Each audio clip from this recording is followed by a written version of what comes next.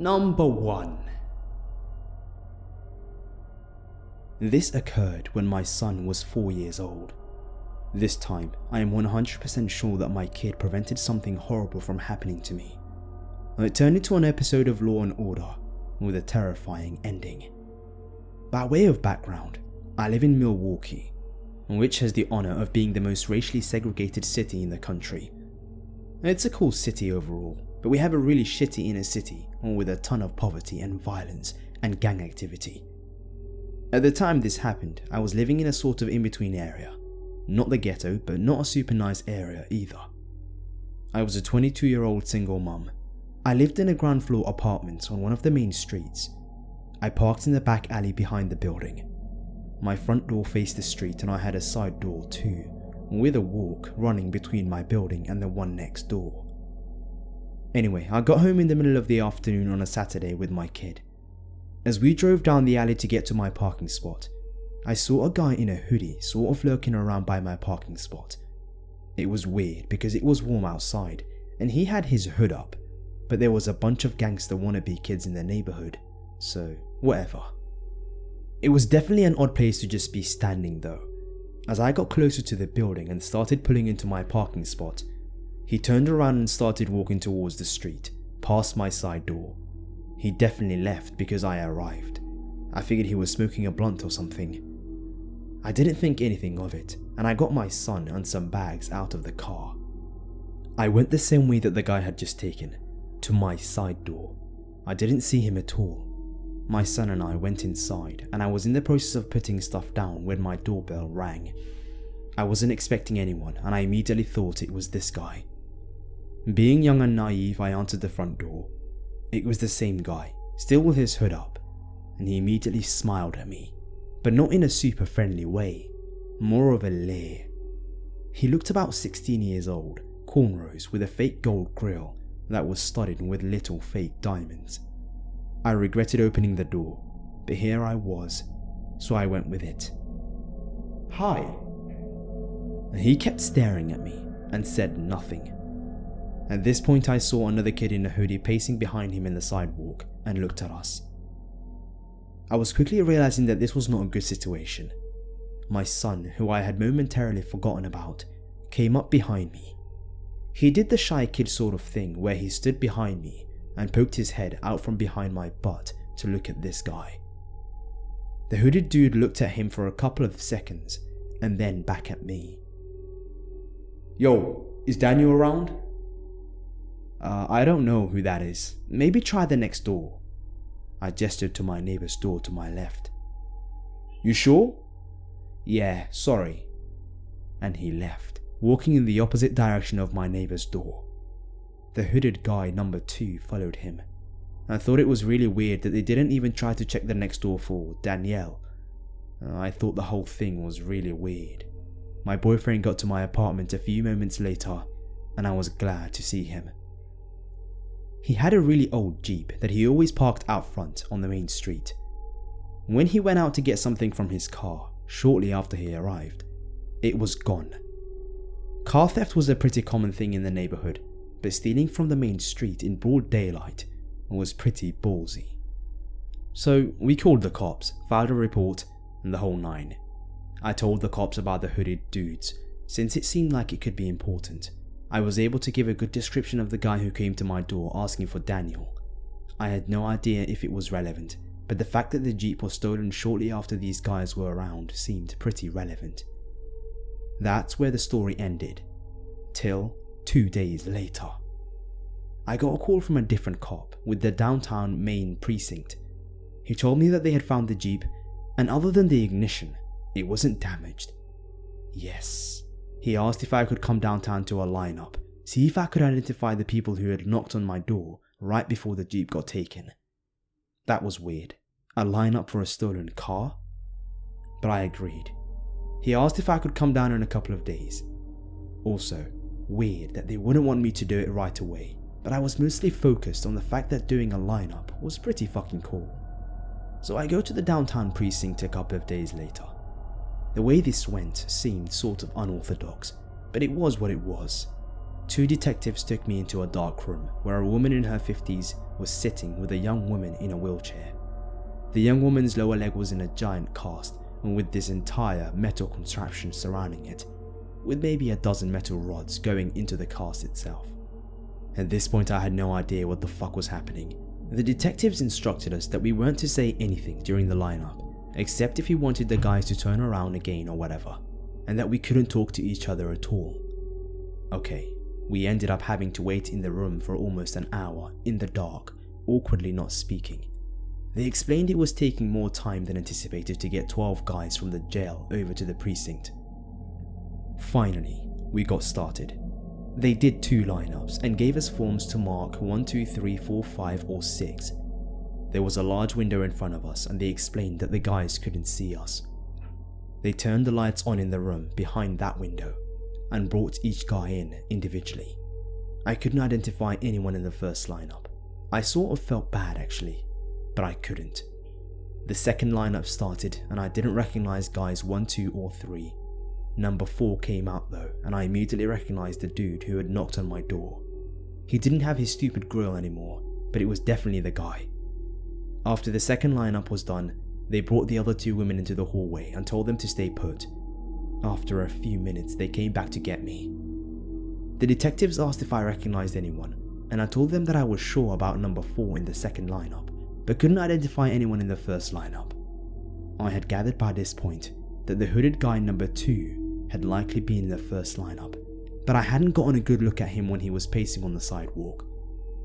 They had me sign 2 forms, 1 for each lineup, with the second form identifying number 4 as hooded guy, with the second form identifying number 4 as the hooded dude number 1.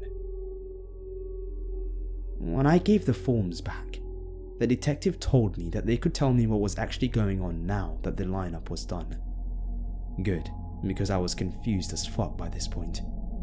He explained that number 4 was indeed one of the guys they arrested with my boyfriend's Jeep. The guys had stolen the Jeep and driven to a nearby part of town, into a quiet lily white neighborhood. I am also white. This is relevant. They came across a young couple unloading groceries from their car. The young woman with the leg contraption was the female half of that couple. They parked the stolen Jeep behind the couple, got out, and immediately shot them both. They shot the woman in the leg and shot the guy in the dick. He was still in hospital in a very bad condition, which was why he wasn't there. The older woman was the girl's mum, and had brought her from the hospital to do the lineup. The reason it was delayed a couple of days was because she had emergency surgery to try to fix the damage to her leg. The guys didn't demand anything from the couple or take anything from them after the shooting. They just immediately shot them. The young woman managed to remember the license plate number of the Jeep, and they were apprehended in a corner store when a cop saw the stolen car parked outside shortly after the shooting. The shooters were both teenagers, but were being charged as adults. One of them had stupidly talked up a bit before lawyering up, and had told a detective that it was a gang initiation. They had to shoot a white person. That was the price of admission. They had stolen my boyfriend's car after taking the bus out to the street I lived on. They had figured it would be easier to get away if they had wheels. The detectives were sure that I had been the original target of opportunity, but couldn't explain why they hadn't gone through with it. Nerves, maybe. But I knew why. It was because he saw my kid peeking out behind me. They told me I might have to testify if the case went to court, and told me I'd hear from the DA's office when they needed me. A couple of months later, one of the detectives called me and told me that the hooded dudes pleaded out to attempted murder charges in exchange for a reduced time. The guy who got shot in the dick survived. I didn't ask how many years, but I assume they're probably still in prison 13 years later. As an ironic postscript to the story, my boyfriend had the same Jeep stolen from the same spot in front of my apartment about 4 months later, also in broad daylight. That time they didn't find it right away. He was staying over at my house weeks later when he got a call around 2 AM from the MPD arson unit. They torched it and left it in the middle of the street in a notoriously violent area of the city. I moved after that. Number 2. I'm an 18-year-old male. I have an extremely large Alsatian dog which needs to be walked 3 times a day for about an hour. On the day of this encounter, I was wearing an extremely large, padded and black leather jacket with black skinny jeans. This is important later. My house is close to a large state park. I walk my dog here daily. I always take a secluded path off the main path. There are 2 of these paths which run parallel to each other. They are about 20 meters apart, and one path runs adjacent to a river over which there is an abandoned house. The other path is higher up and overlooks the path next to the river. This is also important. So now to get to my story. I left my house and started walking my dog at around 1 PM. I take the main path until reaching the secluded paths. I take the path closest to the river so that my dog can go swimming. As I get around 1 mile in, I hear people talking from up and around the corner of the path. I put my dog on a tight leash as I slowly walk up the hill, with a 10-meter drop down to the river and around the corner. The hill's gradient begins to decline. As I look for the source of the noise, I see a lady in a pink blazer sitting on the ground, talking to another man on the ground. As I approached, I realized something was wrong here. The woman was smiling. The man was sitting halfway down the hill, almost in the river, with his bike upturned next to him. It appeared to be some sort of an accident. The path was not slippery, but it was steep and narrow. The drop at this section of the path was around 8 meters of sharp rock into a white river. The pink lady had the following conversation with the man. "Someone is coming." The man grumbled something. "How do you know that?" the lady asked. Then, my dog started crying and walked just off the path to go investigate. I pull him back. I ask if everything is okay, and she gives me no response. She just smiles and looks towards the older balding man. We stare at each other for a second, and I get a better look at her before continuing to walk down the path. Let me describe this lady in even more detail. She wore a bright pink blazer with camouflage trousers and large hunting boots. She had to be at least in her late 40s. If any one of you have seen the Harry Potter films, just think of Dolores Umbridge, and you'll have a good idea of what I witnessed. After 10 minutes, the path forks back or diverges to continue on. I decide to walk back, not on the same path, and I end up back on the main path. I start to walk away back home, but I get a feeling in my gut that I should go back. After all, the man could have just been injured and was just intimidated by my sudden presence or my grotesquely large dog. As I walk back down the path, I see this pink lady stop 2 boys, no older than 12, and say something about him being stuck and how he needs their help. She would have had to leave the man there. Instead of going to the path where the man was situated, I took the back path which overlooked the path below and the river. As I look down, I am shocked at what I see. The man is moving his bike to a steeper part of the path and lies down as if he was injured. And this lady was luring these boys to this man who was not injured, capable of movement, and who had just staged an accident. I tried to phone 101, the non-emergency number in my country, but I had no minutes left. The pink lady is nowhere to be seen. I decide I must loop back around and walk down the path. It takes me 10 minutes to do so. As I get around there, the lady and the man are arguing. The conversation went like this. "Now, where are we meant to go?" the woman asked. "If you weren't such a spooky bitch, those boys would have come in. You're the one who said we couldn't tackle that big guy."